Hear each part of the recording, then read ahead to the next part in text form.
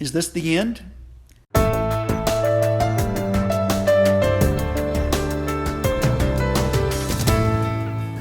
This is a very different time for all of us, and we're all still trying to figure out how to navigate through what is going on with this coronavirus. The things we're going through right now, is it part of some kind of end time scenario? And I'm going to go to Matthew chapter 24. We want to look at this, okay? Verse 1, Jesus departed from the temple and was leaving when his disciples came to show him the temple buildings. And Jesus answered them, "Do you not see all these things? Truly I say to you, not one stone shall be left here upon another that shall not be thrown down." He was foretelling the destruction of the temple that would happen in 70 AD. That's already happened. A lot of the things we read here in Matthew 24 were fulfilled. They've already been fulfilled. A lot of it. But then there's other parts that haven't happened yet. As you read Matthew 24, you need to look at it like that. And Matthew 24 is only one of many, many scriptures in the Bible that talk about things yet to come.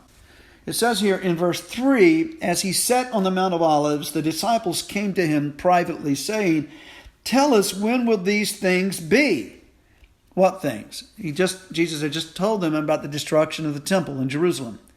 So Jesus is about to answer that question, saying, "When will these things be? And what will be the sign of your coming and of the end of the age?" Now, they're thinking of it all as one event, the disciples. They had a limited perspective on it. When will these things be? The destruction of the temple and the sign of your coming. They didn't have a clear picture that Jesus was going to die on the cross. They didn't have a clear picture that God was going to raise him from the dead. They didn't have this idea in mind that he would ascend into heaven and be taken from them, and that there would be a second coming. You see, the coming of the kingdom was always associated with the day of the Lord. The day of the Lord was an Old Testament concept that had to do with God coming to the earth in judgment as well as with salvation. You will hear of wars and rumors of wars. Threats of war, all of that has always been.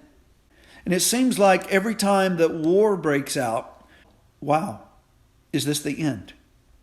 That question comes to mind. See that you are not troubled. Now that's the first thing, that when that kind of global, international conflict is going on, terrorism, all of that, the first word of Jesus to us is, see that you're not troubled. Don't let your peace be disturbed in those times. We have a responsibility to make sure our peace, our personal peace, is not disturbed in such times. For all these things must happen, but the end is not yet. Is this the end? It's not. I can say this is not the absolute end, what we're going through. Is the end close? The answer to that is, I don't know. The words of Jesus basically here so far, what we're seeing so far, is that don't just assume that because there's war going on or rumors of wars that this is the end. That is definitely the end. So he is helping them here, okay? Because later on, they would actually face this destruction of Jerusalem. He's basically helping them that just because this is happening, as I foretold, that doesn't mean that that is going to be the very end of the age. The end is not yet. For nation will rise against nation. This is going to happen. And kingdom against kingdom. And he goes on to say, and this is where it really hits home with us during this whole COVID-19 coronavirus threat. There will be famines, epidemics, and earthquakes in various places. It said all these are the beginning of sorrows. The Apostle Paul later talked about the fact that all of creation is groaning. There is, ever since the fall of man, ever since Eden, the entire creation became subjected to this deterioration. So there are going to be diseases. There's going to be famines. There's going to be earthquakes. The whole planet is subjected to trouble. Tornadoes, hurricanes, storms, pestilences, all these things. It's part of the normal deterioration of the planet. So the things we're going through right now, there is a side of it where I believe God is wanting to get our attention. Did God start this? I don't believe so. The thief comes to steal, kill, and destroy. Jesus came that we may have life. But there is a sense in which all of this is going on, and I believe the Lord himself is leveraging what's happening to get us to the point of letting the Lord deal with the real issues of our life, okay? All these things are the beginning of sorrows. The beginning. So, is this the end?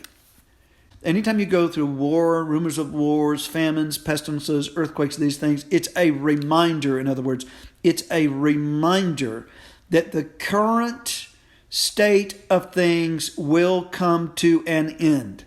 Everything is heading someplace. We as believers, we have purpose. God has a purpose. He has something ultimately that he's working out for his glory and for the good of his people.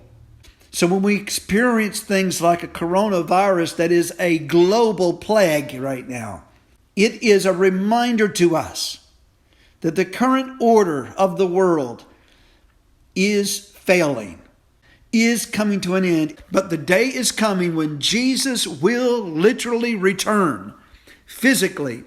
He will return, and when he does, he will bring the fullness of his kingdom.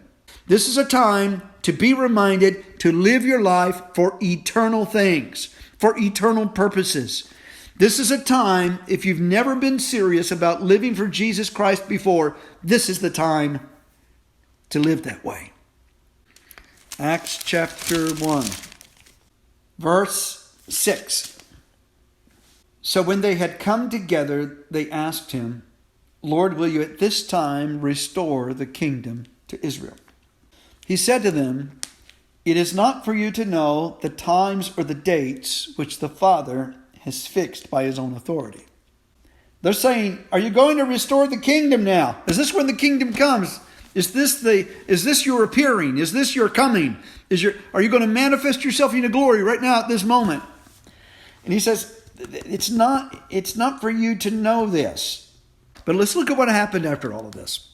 He was taken up, and a cloud received him from their sight.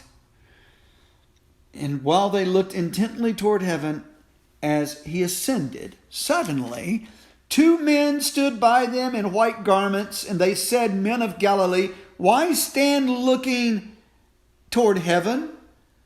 This same Jesus who was taken up from you to heaven will come in like manner as you saw him go into heaven. Jesus Christ will literally, in bodily form, return to this earth from the sky, from the clouds, and come back to earth. Is this global pandemic, is it an indication that Jesus is about to come back any day now?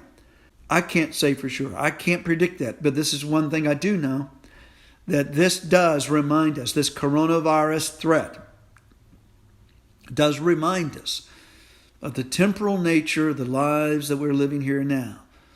That what we see, what we can touch, it's so temporary. And it is a reminder that there is an end coming. The end is not yet, but it is approaching. There is a day in which Jesus Christ will come back. And what I want to encourage is that we live with an increased awareness that Jesus will return. Now, whether it's in my lifetime or not, I can't say. But I want to live my life in such a way that if he were to come at any moment, that I'd be ready to be with him. How about you?